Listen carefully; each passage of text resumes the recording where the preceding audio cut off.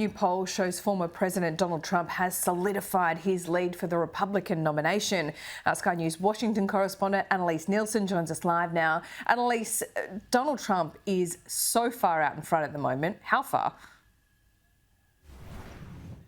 Well, right now he's almost 40 points ahead of Ron DeSantis, the closest one coming up behind him. Donald Trump, in this latest poll from the New York Times, is leading at 54%, Ron DeSantis on 17%, and all the other major candidates polled by the New York Times were making up the rest of that 17%, and 13% still had no answer. Now, there's a few caveats here. Of course, this is a national poll. While it was broken down into some regional aspects, Republican primaries aren't decided by national polls. They're decided by primary races. Iowa, New Hampshire, South Carolina, that's where the races need to be run. And there's so many unknowns in this whole campaign. We've got Donald Trump facing multiple trials over the next year, potentially more if the Washington, D.C. and Georgia indictments come ahead. And we still haven't hit that first debate stage. But by the same token, in the last 50 years, no candidate has had this lead at this point and not been the candidate. So if Donald Trump is the Republican nominee, this polling shows when that happens, no one should be surprised. Yeah, and Ron DeSantis is having a pretty tough week. He's had a tough couple of months. This time, though, his school curriculum on slavery has seen him a target from both the left and the right. Yeah, look, it's not just the bad polling that's hitting Ron DeSantis. He's coughing it from all sides on this issue. Now, this is the curriculum for the Florida Department of Education. So now after this furore, he's been quite quick to say, I'm not the one who designs it, but nonetheless, it has been quite controversial.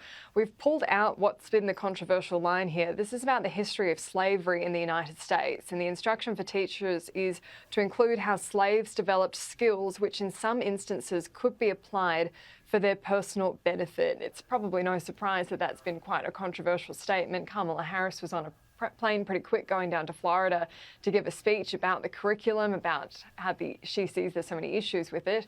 But it's Republicans who've been coming out to criticise Ron DeSantis that has showed just how tough this primary race is getting. We had Tim Scott, who's seen as a very popular, likeable candidate, senator, the only black Republican senator in particular, had this to say.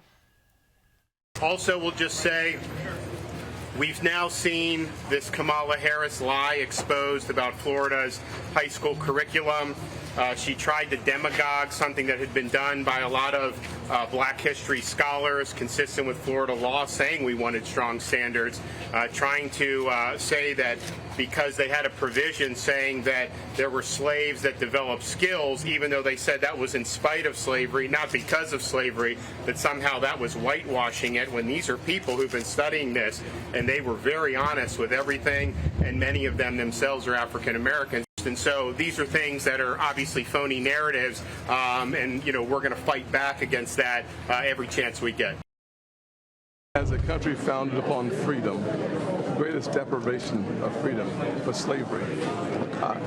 There's no silver lining in freedom, in slavery. The truth is that anything you can learn, that any benefits that people suggest you had during slavery, you would have had as a free person. What slavery was really about separating families, about mutilating humans, and even raping their wives. It was devastating. So I would hope that every person in our country, and certainly running for president, would appreciate that. And listen, people have bad days. Sometimes they regret what they say, and we should ask them again to clarify their positions. Laura, it's shaping up to be a very tense debate stage. The first Republican primary debate will take place next month. Cannot wait. It's going to be a long year for some of those candidates. Fun for us. Annelise, see you soon.